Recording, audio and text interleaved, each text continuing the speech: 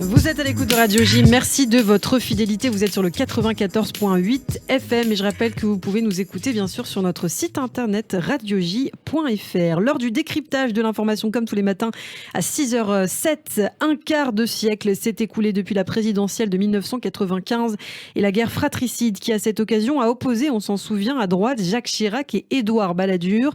Alors si Chirac nous a quittés en 2019, Édouard Balladur comparaissait hier lui et jusqu'au 11 février prochain devant la Cour de justice de la République. À 91 ans, l'ancien Premier ministre devra répondre, tout comme son ancien ministre de la Défense, François Léotard, des accusations de financement occulte de sa campagne présidentielle de 1995.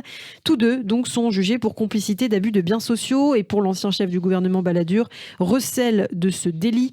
L'occasion de revenir donc sur cette affaire baptisée affaire Karachi. Christophe Dard, vous êtes toujours avec moi ce matin. Et cette question de nos auditeurs, pourquoi parle-t-on d'affaire Karachi ? Eh bien, tout simplement parce que les accusations que vous évoquez sont consécutives à l'enquête lancée après un attentat commis au Pakistan. C'était le 8 mai 2002 dans la ville de Karachi où 14 personnes, dont 11 employés français de la direction des constructions navales, la DCN, c'est important que vous reteniez ce nom pour le reste de l'histoire, sont tués dans un attentat à la voiture piégée contre le bus qui les transportait. Les Français venaient en fait visiter le chantier où devait être construit l'un des 3 sous-marins Agosta vendus par la France au Pakistan. Et l'attaque qui a donc fait 14 morts ne sera jamais revendiquée. Les auteurs et les commanditaires n'ont d'ailleurs toujours pas à ce jour été identifiés. Mais très vite, en tout cas, à l'époque, la piste terroriste est privilégiée. Eh oui, le premier juge antiterroriste chargé de l'affaire, Jean-Louis Bruguière, privilégie la thèse d'un attentat commis par le groupe terroriste Al-Qaïda. De son côté, en 2009, Marc Trévidic, qui lui succède, se penche sur une autre piste, celle des représailles. Les commanditaires de l'attentat auraient voulu se venger parce que des commissions promises par le gouvernement français dans le cadre des ventes d'armes n'auraient pas été versées. Alors justement, on se pose la question, quel est le rapport avec Jacques Chirac et Édouard Balladur ? Pourquoi leurs noms interviennent dans ce dossier qui, a priori, en tout cas, ne les regarde pas pour l'instant ? Eh bien, au contraire, la justice va se pencher en fait sur les 2 gros contrats d'armement conclus en 1994 par le gouvernement d'Édouard Balladur. L'un d'eux porte sur les 3 sous-marins Agosta vendus au Pakistan pour quelques 830 millions d'euros. L'autre sur 2 frégates militaires, c'est le contrat dit Savari 2, vendu à l'Arabie Saoudite pour 3 milliards d'euros. Il faut savoir qu'à l'époque, il est autorisé de verser des pots de vin légaux à des intermédiaires qui ont des réseaux dans le pays. C'est ce qui va se passer afin de convaincre les bons interlocuteurs. Eh oui, mais en juillet 1994, alors que le contrat avec le Pakistan est presque bouclé, de nouveaux intermédiaires sont imposés par le ministère de la Défense et ils vont poser question. Ils vont être imposés plus précisément d'ailleurs par Dominique Castellan, le leader de la branche internationale de la DCN, donc la fameuse direction des constructions navales. En effet, le ministre François Léotard et son chef de cabinet Renaud Donedieu de Vabre, mais 2 autres hommes vont être convoqués, les fameux Ziad Takedine et Abdulrahman El Assir, qui avaient déjà joué le même rôle d'ailleurs pour un contrat de vente de 2 frégates à l'Arabie Saoudite. Leur rôle est très important, ils sont nés au Liban tous 2 en 1950 et l'association a été surnommée le réseau K pour Kingdom, le royaume, une allusion au précieux contrat saoudien. Et des hommes que le gouvernement n'a pas choisis, alors que la société a l'habitude de ce type de contrat et dispose de ses propres intermédiaires. Mais au final, nos explications ne répondent pas vraiment à la question principale. Christophe, pourquoi Édouard Balladur est accusé de complicité, d'abus de biens sociaux et surtout de recel de ce délit ? Eh bien, parce que selon les enquêteurs, si Ziad Takedine et Abdulrahman El Assir ont été imposés à la dernière minute comme intermédiaires, c'est pour contribuer au financement de la campagne présidentielle d'Édouard Balladur en 1995 via ce qu'on appelle des rétrocommissions. En effet, au grand étonnement de la branche internationale de la DCN chargée des contrats, le duo d'intermédiaires va obtenir des conditions très avantageuses pour sa mission. Des conditions très avantageuses, c'est-à-dire ? Eh bien, par exemple, Ziad Takedine et Abdulrahman El Assir vont imposer de toucher 100% de leur commission à la signature de leur mission de consultance. Ils en obtiendront finalement 85% après négociation dans un de leurs appartements parisiens.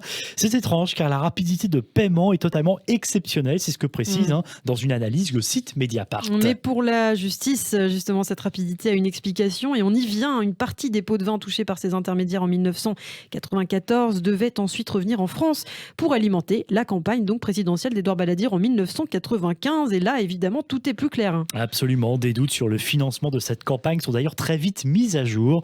Certes, après l'élection présidentielle, le Conseil constitutionnel valide les comptes de campagne baladurien, mais s'étonne quand même d'importants dépôts en espèces effectués sur les comptes en question. 3 jours après le premier tour, plus de 10 millions de francs sont versés en une fois au Crédit du Nord en 4 sacs de billets de 500 francs. Pour sa part, l'équipe Balladur expliquera que ces sommes résultent de collectes dans les meetings et de ventes de t-shirts et gadgets divers, sans toutefois vraiment convaincre les enquêteurs. Trouble affaire politique française, et c'est aussi intéressant. Pourquoi cette affaire est-elle jugée par ailleurs devant la Cour de justice de la République ? Eh bien parce que la Cour de justice de la République, Ilana, est en fait seule habilitée à juger les ministres pour des infractions commises dans l'exercice de leurs fonctions. Une cour composée de 3 magistrats, du siège à la Cour de cassation et de 12 parlementaires, 6 députés, 6 sénateurs. Et c'est donc elle qui jugera jusqu'au 11 février l'ancien Premier ministre Édouard Balladur, qui a toujours assuré n'avoir été informé de rien sur l'existence de commissions et de rétrocommissions, ainsi que son ancien ministre de la Défense, François Léotard. Et la procédure, en tout cas, ne date pas d'hier devant cette juridiction. Il faut remonter à 2017 pour entendre parler de l'affaire Karachi. Aujourd'hui, quels sont les risques qu'encourt finalement Édouard Balladur ? Eh bien, pour complicité d'abus de biens sociaux, Édouard Balladur, tout comme François Léotard, risque jusqu'à 5 ans de prison. Mais la Cour de la République, qui fait l'objet de critiques récurrentes pour sa lenteur et sa clémence, n'a jamais condamné de ministre à des peines de prison ferme. En effet, vous avez raison, Christophe. Au total, depuis sa création, la Cour de justice n'a jugé que 8 anciens ministres ou secrétaires d'État. Eh oui, 3 ont été relaxés, 3 condamnés à des peines de sursis, 2 déclarés coupables mais dispensés de peine. Dernier en date à avoir été jugé par cette Cour, c'était Jean-Jacques Urvoas, l'ancien ministre de la Justice. Il a été condamné le 2 octobre 2019 à 1 mois de prison avec sursis et 5 000 € d'amende pour violation du secret professionnel. Et pour revenir en tout cas dans l'affaire Karachi, c'est vrai qu'on entend parler de ce dossier depuis des années, je le disais, mais il n'y a pas déjà eu finalement des condamnations, je crois, il me semble, Christophe. Oui, on a effectivement 6 prévenus impliqués dans le volet financier de l'affaire Karachi ont été condamnés le 15 juin 2020 à des peines allant de 2 à 5 ans de prison ferme pour abus de biens sociaux, complicité ou recel de délit.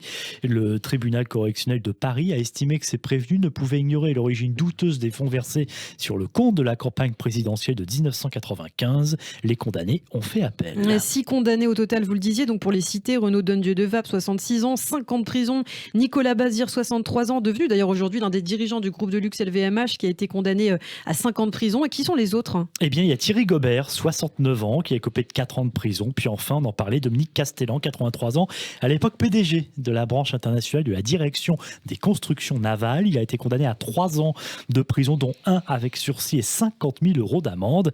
La justice lui reproche d'avoir, sur ordre du ministère de la Défense, introduit dans les négociations Agosta un réseau d'intermédiaires aussi coûteux qu'inutile. Et oui, justement, quant aux 2 intermédiaires, Ziad Takedine et Abdul Rahman Al-Assir, ils ont eux aussi été condamnés à 5 ans de prison chacun pour complicité et recel d'abus de biens sociaux. D'ailleurs, les 2 hommes étaient absents au délibéré et des mandats d'arrêt ont été émis à leur encontre. Et le tribunal a jugé, je cite la décision, notamment que Ziad Takedine avait parfaitement conscience de participer à un système de rétrocommission, lesquels ont permis de renflouer les comptes de campagne du candidat Balladur. Takedine est aujourd'hui réfugié à Beyrouth. Et puis, vous savez, on a beaucoup parlé de lui dans le financement de la campagne libyenne de Nicolas Sarkozy en 2007. Merci Christophe Dard pour ces informations. Il est 6h15. Dans un instant, c'est tout de suite le rappel des titres.